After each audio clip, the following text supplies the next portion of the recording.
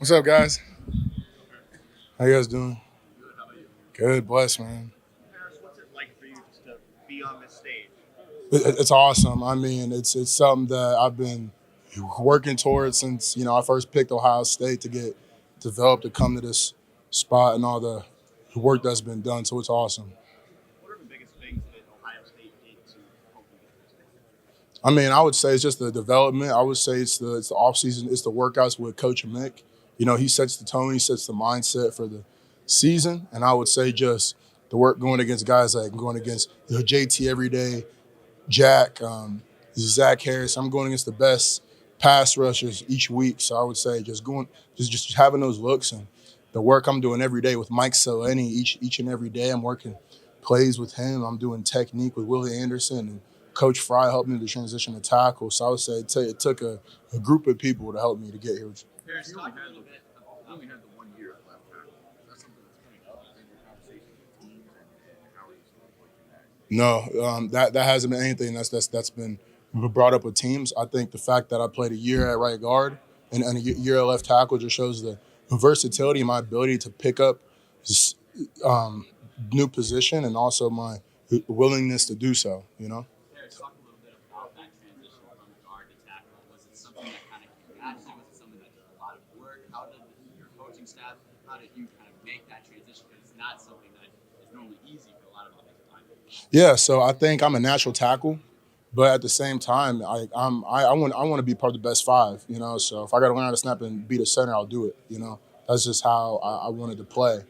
But I mean, I feel like for me, I'm more naturally a tackle, but at the same time though, like it took time, and it took all those spring practices, all the time in the fall camp. But at the same time, it was like a lot of the work and most of the work were the things I'm doing away with, like our GA, Mike Seleni. He's helped me every day. I'm staying after him, staying after with Coach Fry after every practice. I'm coming in on odd days when nobody's coming in and do that extra work. So that's the things behind the scene outside the scheduled practice to help me to get here. Could you talk a little bit about could you talk a little bit about your relationship with Will Anderson and maybe some of the things that you're working on in your game leading up to the draft? Yeah, so I've been working with Willie Anderson since I was a sophomore in high school. Since I first got told my head coach in high school, that I was going to make the transition over to tackle, and to me, he's like a family to me. Like I hit him with all the questions I have, the advice I have about the game, about life, about the transition. So I would say the one big thing that I work on with him a lot is we work individual hands. And that's something that also that Coach Fry, he also brought to Ohio State too. So um, it's kind of perfect that I'm working individual hands and individual feet with Coach Fry, and then Willie Anderson, his technique and all that stuff mirrors the same thing. So I'm able to bring it to practice. I'm able to receive the same coaching, the same support to continue to enhance that technique, which is awesome. Hey, Paris, one of your key qualities is your athleticism. Did you play any other sports other than football growing up? Yeah, so actually my first sport as a kid was um, I did hockey, and then I was in gymnastics. My mom took me out once all the guys got out too, so I made that. I wasn't in gymnastics that long, but my mom just had me put in all types of sports. I did t-ball, not baseball, but t-ball. I played soccer. I've done all types of stuff. I was in wrestling when I was younger, and I did it a year in high school. I hated wrestling, but I think it's something that helps with the mental toughness and also again the physicality of the sport too, and the endurance that it takes to play the sport at a high level. So I mean, I've always been a person that's played a lot of sports, and even if football wasn't always a lineman. Started out as a safety, then I was a quarterback, believe it or not, and then I was a receiver and a tight end, a defensive end. So I've been playing those positions, those mix of positions, just as long as I've been an offensive lineman. So I think it's helped my game. I've done a lot of You mentioned your movement. mother. What role did she play in your upbringing? Yeah, so I would say she was my mom and my dad. That was her influence in my life. So she sacrificed a lot to put me in position to be here. She sold her house so I could switch schools to early enrolled Ohio State. There's not a lot of parents that would do that to believe in their kid. That early, I told her stuff I wanted to do. she did it. She quit her job so I could take, the 10,000 college visits that I took to, get all the photo shoot pictures in and whatnot and see the campuses. So I mean, for me, she's been a blessing. She's been super supportive, and she's been walking with me in my journey since the start when I told her I wanted to take it to the highest level. So she's been awesome. Luke said that we talked about 3 years ago. You were getting ready for your first big game. Yeah. Surprised that he was here. I mean, he was here. You probably did. I mean, the five-star guy. Has that always been the plan that you would be a three-year guy? Yeah, so I would say that it's the reason why. I mean, for me as a kid, you grow up in Cincinnati, Ohio, you hear about cool cities, and you're like, man, once I get an opportunity, I'm out. So I kind of always wanted to leave the state because I wasn't really familiar with Ohio State that much growing up. But then I made the decision to go to Ohio State. I knew the development. I loved the family vibe up there, like Coach Day and Ohio State.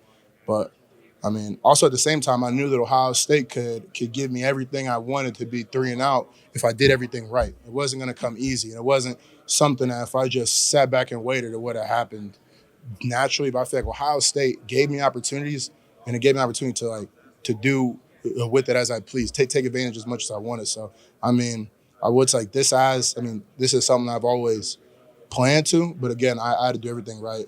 What do you think he was surprised to be? I mean, what do you kind of your take on Luke Whitler and his journey? Yeah, like Luke. I mean, I met him at Stanford. Like my sophomore junior year, and he's a smart guy. I would say we sort of grew up together in a way of where we played together in high school, college. Who knows? So maybe in the NFL. It's been kind of cool. I mean, I would say with Luke, he's always been super smart, and I would say he works hard. And I mean, for me, it's no surprise that he came out in three to me, because I know the work he's put in when he's not watched. Harris, what are the traits that make you a natural tackle? You said you feel like you're going that wide. Yeah, I would say one, my athleticism I feel like is unmatched, in the country. I would say my ability to move my feet and my ability to be able to cover my opponent. I've never played basketball because I can't dribble, but I mean, my feet can cover anybody, and that's just how I feel. I don't know, because I grew up in church, a lot of dancing or whatnot, but I feel like I have good feet, and I feel like the violence that I play with too, I feel like out in space is crucial. You have your guard sometimes you get a chip, but I mean, I feel like a lot of times this season I didn't have that, all the time. And in order to get the body blows you need to succeed at tackle when you're on the island over and over again, is those body blows and that violence out in space, to slow your man down. What would it mean to block for a fellow Buckeye and Justin Fields? Oh, can you repeat that? What would it mean for you to block for a fellow Buckeye and Justin Fields? That would be awesome. So when I first came to Ohio State, I mean, he took me in, and like, it's always cool, when you're a young lineman, the starting quarterback, he's a humble guy. And he's always, I used to beat him in Madden all the time. He knows, you can tell him. That's my guy. And, he's an amazing quarterback. He's smart, he's accurate. And I mean, it would be an honor to be back with him again. So some of these fellow teammates of yours the last couple of days are taking exception to this narrative being thrown around by critics saying he's a running back playing quarterback. What would you say to those critics that put that kind of stuff out there? I would say that they don't really watch film that often. I wouldn't say they know him. I would say you can go back to high school. I mean, he competed with Trevor Lawrence in high school at the opening, and there's no running back in drills the opening. It's 7-on-7, and he won. And if I'm not mistaken, I believe he won best quarterbacks. I mean, he's been highly touted all the way through. I mean, all the records he broke at Ohio State and all the stuff he's done. I mean, yeah, just because he has the ability to score just as easily on his feet, I think that's a plus.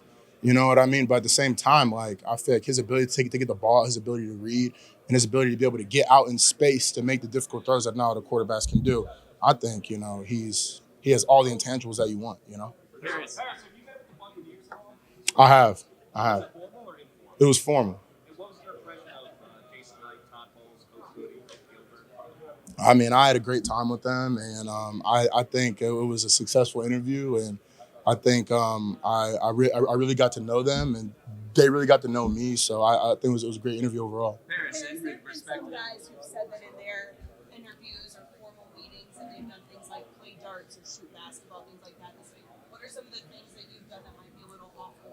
Yeah, so it wasn't my first inning. My first inning was the Chargers. My first night here.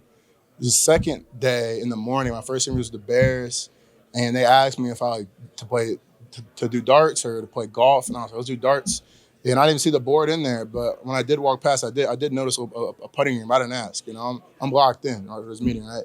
And then he was like, all right, you're gonna play some darts. So he gave me some darts. I'm playing with the coaches, and he's hitting almost all the. He's right around the bullseye every time. The last one he actually hit it. The first two, I hit like some snacks in the corner, and then I hit a wall, and I'm like, oh my gosh, they're gonna end this meeting if I and I and then it just hit the board. So I was happy.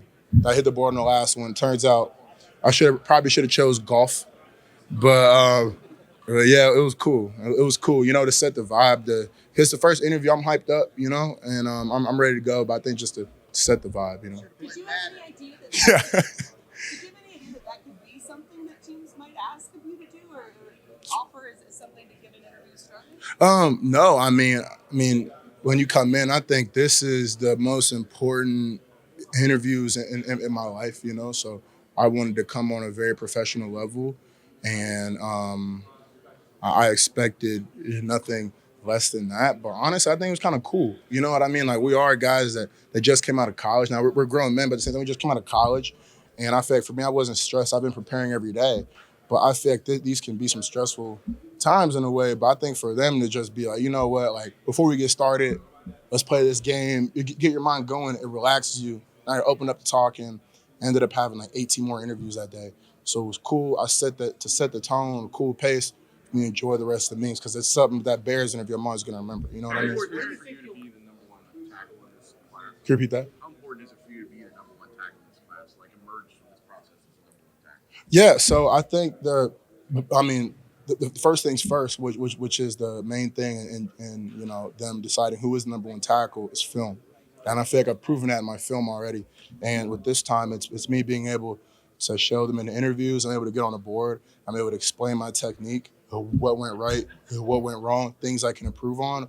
What are the things I've seen? What's the mindset? How quick am I doing my memory? We're trying to remember a play installed. I feel like with stuff like that, I think all this stuff's been great, And then I'm going to be doing the field work tomorrow. I'm going to be doing the O-line drills and the bench press, being able to show off my strength, being able to show off how I move my feet, because I feel that's one the strengths of my game. I can't necessarily show my violence on the field since it's all bags. I'm sure none of the coaches want me to do something extra like that. You know what I mean? But I think just being able to reaffirm, but then being able to touch and feel and see in person, it's different. It's another layer to what they've seen I put on film, on tape. You doing just position work tomorrow?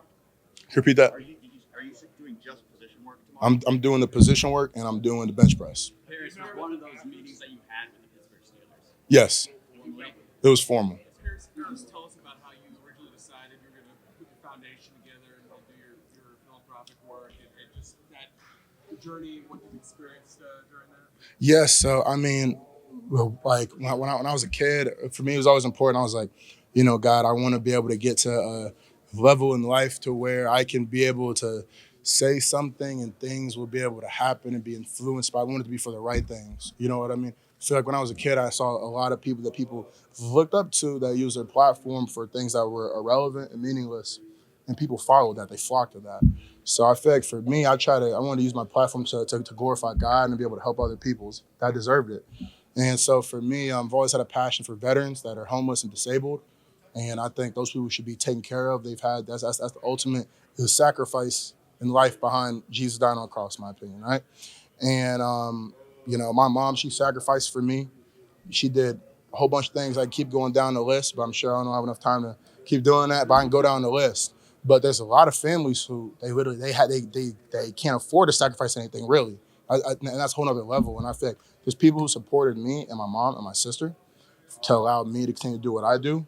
And I think the only thing I can do to be able to pass the game on to the next generation is sort of pass on that same charity. That, I'm gonna help you. You need some cleats. I got you size 16 cleats. You're not gonna find those that played against sports. You need some new shoulder pads. Okay, the new technology with shoulder pads is different nowadays than it was when I'm kids. You wear those giant ones. You know what I mean? And it's different. You need like some knee braces. You want to go to FBU, All American camp. You're trying to do stuff like that. Certain things where we can help out. It'd be awesome. Like I plan on I talked with one of my friends. I won't talk about it yet, but he wants to have a football camp, and I want to be able to sponsor a lot of the equipment there and be able to take care to make sure the camp is free and for everybody. So that's some stuff that we're possibly talking about in the future, possibly next off season, so I can focus on ball right now. You mashed into Michael Williams in the Peach Bowl. What impressed you about him as a talented youngster and the rest of that Georgia D line? Yeah, he has motor, and he has that finish too. So I would say he's a good kid and he has a good future. Have you talked to the Packers? Yes, I've talked to the Packers. Formal. All my interviews have been formal so far. And how did that go? It was good. It was great. It was good to connect with them. I shared my influence I had from guys like Josh Myers.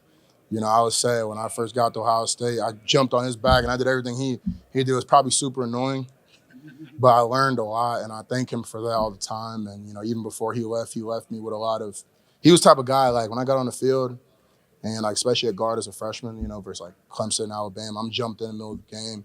I got a lot of stuff in my mind. It's like, hey, do what you do the things that you do in practice. Just act like this is practice. Play like that, because the intensity that I practice with.